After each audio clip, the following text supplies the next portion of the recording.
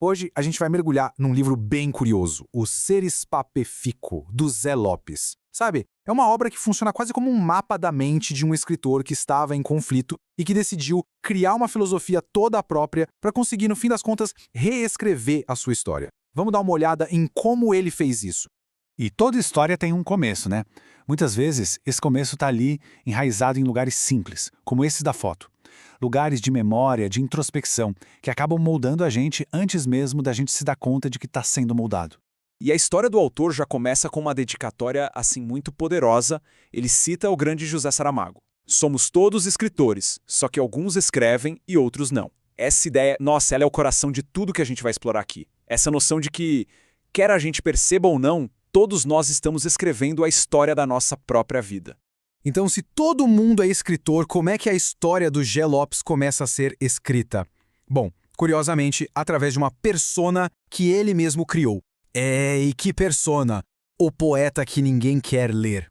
Soa bem dramático, não é verdade? Mas olha, por trás desse nome tem um motivo muito, muito profundo. Ele descreve esse sentimento, sabe? Aquele de alguém que sempre gostou de escrever, mas que nunca se sentiu de fato valorizado por isso. Alguém que queria muito um reconhecimento.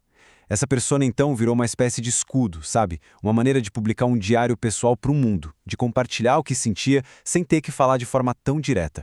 E aqui, o contraste é bem revelador. De um lado, a gente tem essa identidade toda melancólica do poeta que ninguém quer ler. E do outro, a imagem de um autor sorridente, caloroso, o próprio Zé Lopes. Essa diferença gritante entre a persona e a pessoa real mostra direitinho a batalha interna que ele estava vivendo.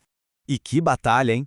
Ele fala abertamente sobre lutar contra os tais pensamentos sabotadores, sabe? Sobre ter que lidar com o que ele mesmo chama de ego de um leonino, aquela necessidade de reconhecimento que vem misturada com medo de desagradar e até de ter que encarar o próprio narciso interior.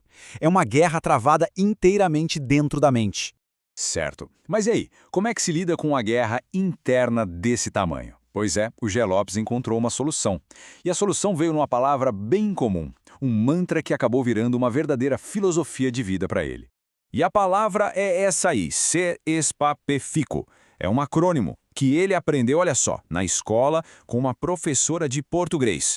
Junta os verbos de ligação, ser, estar, parecer, permanecer, ficar e continuar. E qual o objetivo disso tudo? Ser melhor que ontem. Uma ferramenta super simples, mas com um poder imenso para a autossuperação do dia a dia. Essa filosofia, então, virou o grande motor para uma transformação totalmente consciente. Uma verdadeira metamorfose em andamento, sabe? O próprio autor se define como um prosélito e uma metamorfose ambulante. E prosélito é uma palavra bem forte. Significa alguém que abandona as velhas crenças para abraçar novas ideias. Quer dizer, é a descrição perfeita para quem se propõe a estar sempre mudando, sempre aprendendo, sempre absorvendo lições novas da vida. E essa comparação aqui ilustra perfeitamente essa mudança. Ele deixou de ser o poeta que ninguém quer ler, aquela persona que nasceu do sentimento de desvalorização, para se tornar o ex-poeta. E por quê? Porque ele sacou que ficar manifestando aquela negatividade toda podia fazer com que ela se tornasse realidade. Foi uma mudança super necessária para ele poder reescrever a própria história. E qual foi a evolução final? Bom, foi abandonar as personas de vez. O objetivo passou a ser um só, ser simplesmente Zé Lopes.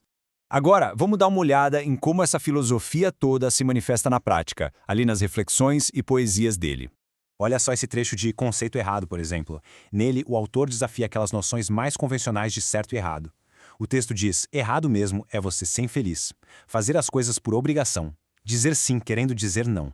É uma defesa radical da autenticidade, né? Da busca pela felicidade de cada um. Já em Mix, ele consegue capturar de um jeito bem direto a natureza caótica das nossas emoções. Mistura de sentimentos, amor e ódio, calor e frio. Ora tudo bem, outra tudo mal. É basicamente uma aceitação dessa confusão toda, dessa complexidade que existe dentro da gente. E em The Secret, ele lembra de um ponto que é crucial. O segredo da felicidade está no que é simples. A felicidade não pode ser comprada ou vendida, apenas vivida. É uma mensagem muito clara sobre estar presente e valorizar o agora. E tudo isso, no fim das contas, nos leva de volta lá para o comecinho da nossa conversa, para aquela ideia de que nós somos os autores das nossas próprias vidas. A jornada do Zé Lopes é um exemplo muito forte disso.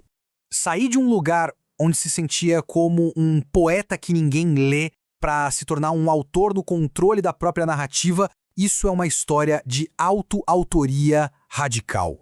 Ele parou de deixar que aquele sentimento de desvalorização escrevesse a história dele e simplesmente pegou a caneta para si. Então, o ponto principal é esse. O autor tomou o controle e reescreveu a própria história. Isso deixa no ar uma reflexão final, né? Que história cada um de nós está escrevendo para si?